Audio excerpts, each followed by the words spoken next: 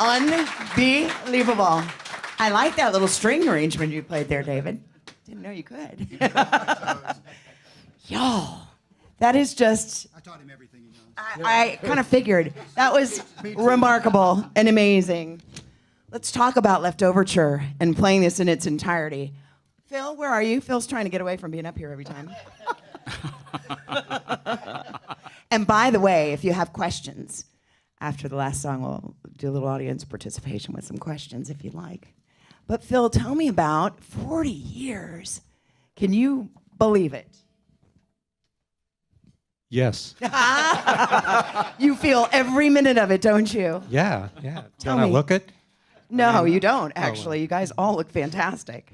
Well, yeah, it was 40 years ago that we packed up and went to a studio in the country down in Bogalusa, Louisiana. And just before we left, we were packing up our gear, and Kerry walked over to me and he said, by the way, I've got another song to show you guys. And I said, well, we've kind of worked up the album.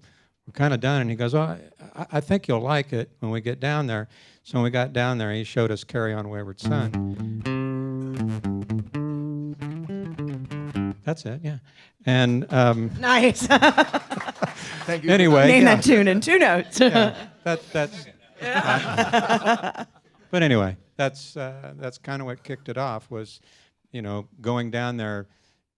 Done. The album was done. We'd worked up every song we were going to do, and when we got down there, Wayward Son, we kind of worked it up in a day or two and recorded it, and How long did it take you to record? not long. I mean, it's probably within a day or two we got the basic track down. And Steve was gone at the time. He'd had a family emergency while we were working up the song, so he then came back, and the song just grew as we recorded everything else. But yeah, the song was worked up. Kerry had it in his head pretty much, and the rest is history. So it was a very, very special album, obviously. Oh my gosh, yes. And then tell me, how would you write thinking about having to perform these songs live? Because really, it's pretty extraordinary to bring this sound to a stage and bring it live. I think at times we did. I think Freddie Mercury kind of changed our minds on that. I remember we were doing a lot of dates with Queen. We did about 40-some dates or whatever.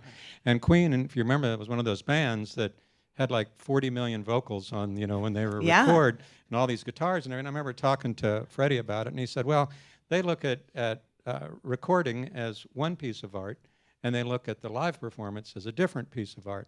And that kind of stuck in our heads, It was like, that's the record. Do whatever you want to do on the record, and then when you go live, you do whatever you're going to do live. So to answer your question, I think we were careful, but I think most of our records kind of reflect what we play live. I mean, it's pretty close. I mean, a lot of the vocals that we do, especially with this band, we can pull off live, and that's what you're going to hear on the next song, is a new song, and the vocals we do live, and it sounds great. That's As a guy who was a fan before I became a member of Kansas, I can say this, that when you hear the album, it's great and it's wonderful, but seeing the band live, oh my gosh, the energy and the power of the music is just tenfold. I don't think Kansas has ever captured on a disc the power that you hear when you play live. So You can even see in this, seriously, in this intimate a setting, just with the acoustic stuff, how really intense and physical it feels. It's really amazing. Okay, so the difference now between recording, let's say, Leftoverture 40 years ago, and then this new record. You went into the studio in January. That seems pretty fast for me to turn around from January to September. Well, like Richard said, I mean, we've been so frustrated for so long. I mean, he put it the best when it's an itch that had to be scratched. I mean, for 16 years of no new material. And it was frustrating for all of us. Well, actually, it's been laying around for 16 years. Zach sent you all that stuff, Yeah, what's wrong with you? years ago. You must be very that's itchy. great, man. Yeah, Timing is everything, right, Zach? Lots of talent. Timing Exactly. is everything. Yep, right place, right time. So Where was the studio? Where did you guys record? we recorded in Jonesboro, Georgia. We had a studio called Reel to Reel. I was going to say rehearse too much, but no, Reel to Reel. And we've worked there before, and had a great time. And the interesting thing about making this album is that we added a new member in the middle of recording the album. Who? The funny story, though, is Zach, Billy, and I are at the hotel. Oh, yeah. And we're getting ready to leave one day to go to the studio to record. And I asked Zach, I go, Zach, don't you miss playing out with the band? And he's like, God, yeah, I miss playing out so much. I'm like, God, you should be in this band. That day, not even 2 hours later, Yeah. Phil said- grabs him, walks out in the parking lot, says, hey, we're going to make you a member of the band. And No, that's not what he said. He said, "Can I have a word with you outside?" And I said, "Sure." So we walked out, and Phil said, "So, yeah, exactly. That's what I thought. I swear. I swear. that sounds like I thought for sure I was fired. Yeah. Good totally. reputation I have. Yeah. Phil wants to talk to you. Oh. Seriously, I thought I was fired, and I walked out with Phil, and he said, "Hey, how would you feel about joining the band?" And I didn't know what to say, and you said, "You should see your face right now." That's what you said to me. Well, the thing is, in case you didn't know, we hired him as our producer. And we had worked with him many times before, and he's a very talented guy. We've known him for a long time, and I remember talking to Rich early on about how we should use Zach to be our producer and our engineer and stuff. Well, little did we know that he brought all these songs, and then Rich said one day, he said, "There's one guy that we should ever add to this band should be Zach Risby."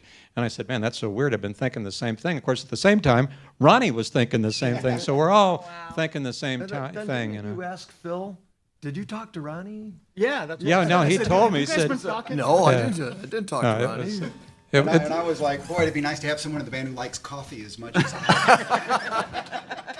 yeah, that was it. Yeah. Boy, those days have changed, haven't they? Oh yeah. But anyway, that was a very odd twist in making this album, because we didn't really go into that planning to add another member, and not only just a member, but the other guitar player that we've been missing, because we've always been a 2-guitar band. Yeah. So now to have these guys both up on stage just burning, it brings a lot of the old Kansas sound, and of course David adding the B3, that's now coming back to us. So it's just we can't stop grinning. It's a big sound Yeah. when you hear the new. Some of this stuff is available online to hear now. It's not all, though, correct? No, just a On couple Friday. songs, yeah. And oh my goodness, it's just awesome. So I'm excited for you to hear some of it. So let's play something, and then we can talk a little bit more about the new Kansas music. But you guys would love to hear it.